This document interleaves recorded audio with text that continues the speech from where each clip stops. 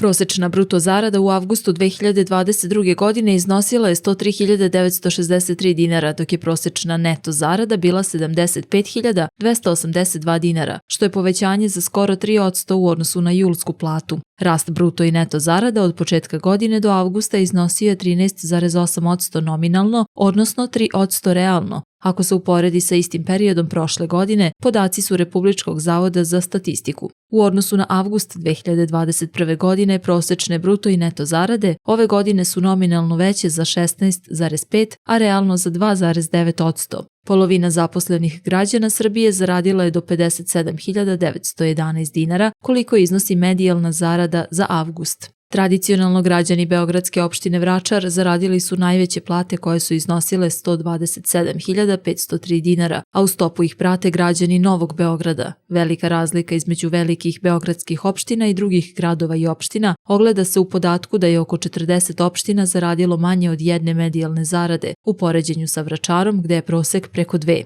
Najplaćeniji su bili programeri sa platom većom od 246.000 dinara, a sledi oblast vazdušnog saobraćaja sa platom oko 190.000 dinara. Plate su se u avgustu malo približile prosečnoj potrošačkoj korpi koja je u julu iznosila 86.840 dinara, prema podacima Ministarstva trgovine, ali je još uvek ni blizu nisu sustigle. Podaci o potrošačkoj korpi za avgust još uvek nisu objavljeni. Ipak treba imati u vidu da je inflacija u avgustu porasla 13,2% sa 12,8% u julu i to najviše zbog rasta cena hrane, doprinevši padu kupovne moći stanovništva.